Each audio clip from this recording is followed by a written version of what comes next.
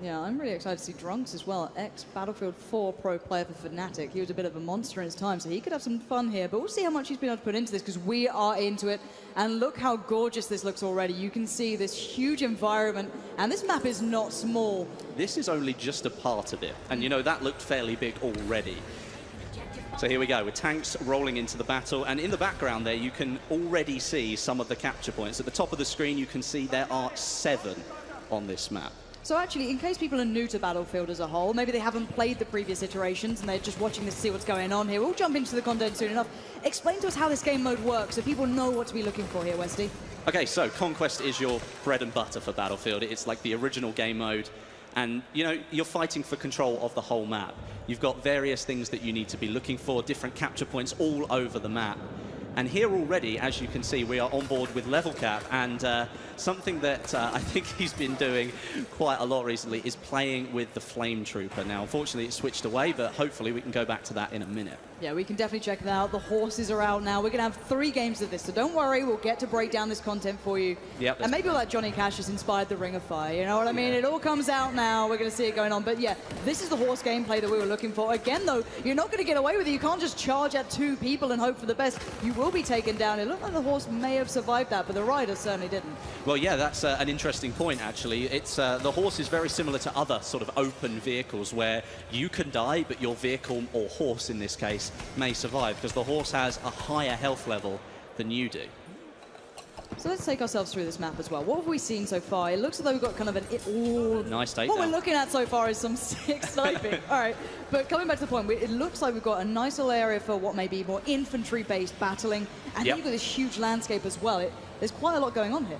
If you imagine sort of like an oval shape to this map, at the top of the oval you've got an infantry section. It's almost like a little village, and we're in it now looking at some close quarters gameplay. And this really is sort of your destructible environment of the map. And there's a lot. In fact, I think there are 3 capture points on Conquest in this zone alone. So they are very close together, but they all vary a little bit. As you saw there, there's a capture point around the flag or the antenna. That there is a little bit more open, and then some of the capture points are further into these buildings, and obviously that creates even more close quarters gameplay. And then you go beyond that, and then you've got some of the capture points that are spread further around the edges of the map, and then you have one lone capture point right in the middle of the desert, in between all of the sand dunes. And that's one that's definitely going to be fought over with all the tanks and all of the biplanes flying over. And I'm loving the diversity of weaponry we're seeing so far. Already, you've seen the shotgun coming through, clearing out that close range where in that infantry sort of area where they really flourish, you get to punish. And it looks like we're on board with CNAS. This is not prop hunt, I can tell you that right now. So you've got to get into the battlefield and do some work. So he's going to be going for it, going with the charge here, but you can see the punish come out from the others. Already set up very well with his gorgeous rifles. Going to nick the horse and go for a ride. Why not? Go for it. It's up for grabs. You may as well take it if you can. Unfortunately, he didn't manage to get away there, but you know, that was a valiant effort. I think he deserves some credit there. Always going for the anti-tank line on the horse. That was an interesting way to try and take that one down. And so far, the horses look really good here. They look like they work with the map. They don't seem to be clunky or just out of place. They seem to be really having a purpose. However, the riders, on the other hand, are being punished. The plane crashes. This environment is absolutely beautiful. As you can see, as we take ourselves through this one, the teams are battling out hard. And actually, Westy, this is pretty close so far. It is very close, actually. Obviously, the Ottoman Empire up there on the right have taken a 5-point lead or so. And actually, we'll talk about the point system here, because that goes back to the Conquest game mode. It's slightly changed in Battlefield 1. There's no ticket bleed anymore. You might remember in previous games, if you killed a player, the score would change. Yep. And the way that the scoring has changed as well. It no longer counts down to 0, it counts up to a top value. And to remove the ticket bleed puts further emphasis on all of those capture points. You have to capture the flags in order to gain points for your team. And I think that's such an intrinsic thing with Battlefield, though. You play for the team, you play for the objective. You can't just win on your own. You have to be as one, and focusing on taking those points down is part of the plan, and taking yourself towards the caps here. And actually, let's talk through that there, because we saw the bayonet charge coming out. Now, I know some people know this, some don't. Again, you know, new viewers coming through may not realize that maybe that's not always the best idea to take yourself further into it, because maybe sprinting works out better. Can you take us through a little bit of that mechanics? I know you know about it. Yes, I do. So the bayonet charge mechanic, obviously it's intended to take down a player. You charge straight into them with a very sharp object. The pointy end. but it can be used in another way. And a lot of people have started using it to very quickly get themselves out of a sticky situation. Maybe they're caught in a crossfire, they don't want to be there, or there's a player in front of them, they're not ready to go. They turn around and they bayonet charge out of the way because you sprint so much faster. However, though, after that sprint, you can only walk, because obviously you've just gone for a fairly serious sprint. And you can't sprint normally after that point, and that can sometimes leave you very vulnerable. Well, we're going to be seeing that up-close action here. The melee comes out, an absolute takedown comes in. That was lovely to watch. However, the tanks are doing the major work. I think that's actually X Factor in one of those, driving around, doing everything they can. But there are counters to this. Now, maybe new players that are going, well, how do you deal with a tank? You know, I'm just a man, but there are ways to get around this, isn't there? 100%. I mean, there are specific classes that are actually built to deal with that. And in this game, you're looking at the Assault. And something that you might notice that you might not have seen before in previous trailers or gameplay from the Alpha is that the Assault players now have access to explosives. A bit like what you might call C4, but obviously a World War I version of that. So it's more like a dynamite stick. And that's something that you're likely going to see in the gameplay today. Very up close and personal, though. You have to get close to the tank to be able to get near enough to throw the dynamite.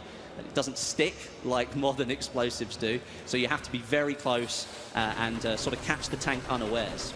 Yeah, and Stone Mountain trying to hold on here. The rest of his team was almost wiped at that point. His squad was in dire straits, so he's going to try and do what he can on the objective almost here, near that train station. Try and keep this one under wraps. You're going to see, actually, at the moment, it's the British Empire taking a strong lead, at least for now. The tickets don't reflect that just yet. And, oh, here we go. The train has been deployed. The hype train's about to come into the station here, Westy. Yes, this is actually a really interesting bit, because even though it's a behemoth, and yes, it's designed to change the game, it really depends on how you use it. If you don't use it correctly, then you could actually leave yourself more vulnerable. It could go very quickly indeed, and then you've lost your chance to sort of change the tide of the battle. And let's go down that route, actually, because we're going to see it in action very, very soon. The point is, it doesn't really get to the capture points, does it? It only really goes by one. It has an effect on a second. It does do damage. There's no disputing that. Here comes the train now. And yes, it is on rails for anyone else out there who wants to make a joke about that. No, it is on rails, and it features 6 different seats, plenty of cannons on the side. It's actually got an anti-air cannon as well, so it is extremely powerful, not only to ground units, but people up in the sky really do need to pay attention as well. Now, speaking of up in the sky, though, there has to be a counter to this, as you said. There are ways to play around these behemoths, because we saw on that first map, people were kind of unsure how to deal with it the first time. Then you see that everyone coming together, taking it down and working through it. How do you deal with that train? Well, one of the things that you can do is, as an infantry unit, obviously, as I said, the Assault player does have access to some explosives, but in my own sort of experience of looking at the games that we've seen, players in sort of planes are going to be the best ones to sort of so eyes in the try sky and, here. yeah, eyes in the sky, really. You've got people in the bombers, and they're the ones who can deal a massive amount of damage. If they lay down a carpet of bombs on top of that train, they're going to do a massive amount of damage. Well, speaking of it, you highlighted Ponyline HD as one of the players you wanted to watch for this ability. He's already eyeing up that train. He knows what he wants out of this one. Definitely, but just so we can see here, this is a really good shot of just the scale of the map as well. It's absolutely massive. It is a huge map. You can see the objective off in the middle there. He's taking some serious damage, but he's going to come in, I think, for another strafe run if... Oh, he's going for the repair. He feels like he's safe enough to do that. But I think he's probably going to come in for another strafing run on that train. And this is the beauty of Battlefield as well. It's not just about your infantry. It's up in the air. It's up in the skies. We're seeing those dogfights coming through. And now here comes that run again. The hit and run. Ponyline HD needs to back out of this. He's got to be careful. He is taking fire as well. They're not letting him just get away with this. And that's it. The armored train took him out completely. Wow, that really does show the power of that train there. That's something that you do have to note, though, is that people up in the planes may be the best people to try and take this thing out, but you leave yourself extremely exposed to everything else up there as well, because you're concentrating on something on the ground, not the other plane that's now behind you shooting at you. And also, let's bear in mind, because a lot of people get nervous about this stuff, you know, how's that going to work? Is it balanced? Is it not? Keep your eyes on the tickets. They haven't gone drastically in one favor. It's more even the scoreboard. It's meant to be able to turn the tide of the war almost, and Oh, we've got a little bit of action. Oh, he was... Cyber Wolf and whiffs the Oh. pistol shot. You're going to get punished there. The MP18 trench gun is going to deal with you very swiftly. They tried to go for like a sneaky melee kill, but it didn't quite pay off. And you know what? It happens to me all the time. You try and go for it, and then the person turns around at the last minute, and of course they're the one standing there with a fully automatic weapon whilst you've got a bolt action rifle. So, and that again is the beauty of Battlefield. It's the rock, paper, scissors mechanic. Everything has a counter. If you're going in for the melee, you better be aware that that person could turn around at any moment, and you've left yourself extremely vulnerable. Who have we got here? This is Driftor. He's taking the tank into perhaps uncharted territory, into a more infantry part of the map, but of course he's putting a lot of power behind those infantry units there. Yeah, that's certainly going to do some great damage, but already you can still find this infantry battle going on. These buildings allow for perfect cover. The map, however, does change. The cover, it just completely removes itself throughout this battle. And again, you can see here on the ground to the right-hand Yeah. side, you can see the craters that have been formed in the ground. That could have been from a dumbfire rocket from the plane. It could have been the anti-tank grenade. There are so many things that you need to be aware of in this game, and terrain deformation is one of them. Suddenly, you might be able to use that as cover, but on other occasions, and most likely that cover has just been taken away. Yeah, It's interesting to note that that train was still going at that point, because the match has moved on a fair bit, but the train was still there, plucking away. And look at where the flags have been capped here. Let's keep that in mind. Only 2 are secure, 1 for each team. So at the moment, it's actually fairly even. Both teams going for different objectives, both running at the same time. You are seeing the covering fire going down, the suppression coming into the place. That flag is so contested right now. They're doing whatever they can. And at that sort of range, you're not going to have the best of luck with that sort of weaponry. And well, you're not going to have much more luck if you do that. That says accident. I'm not sure what happened there. A little backflip. It didn't go well. We're still running in favour of the Ottoman Empire here, but the gap is only 10 points. And as I said, kills don't count towards that score anymore. So there is a lot of frantic toing and froing around these flags, but now you can see that the British Empire now have control of, I think...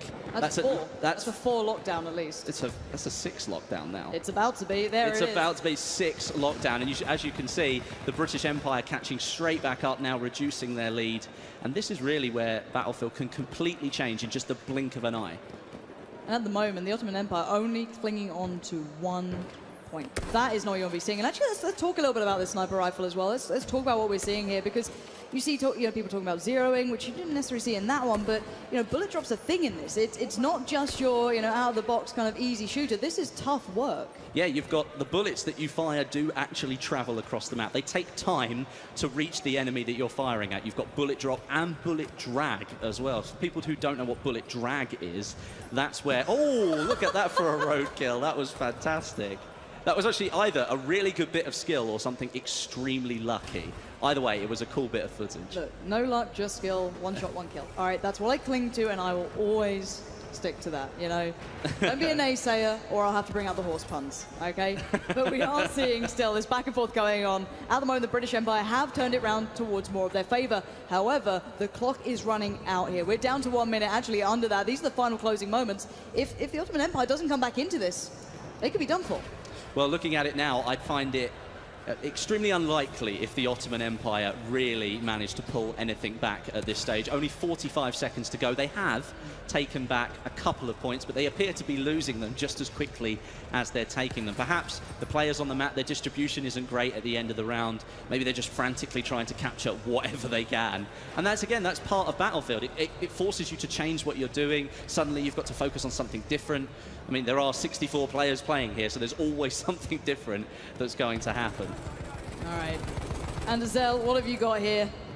He's capturing, at least. Yeah, he is. He's actually doing some damage. He's trying to take out the, one of the planes, but we are coming very close to the end of the round now. Just 10 seconds to go, and that's a nice way to finish the round. I think a good overview of the map and our first round of Battlefield 1 on the desert.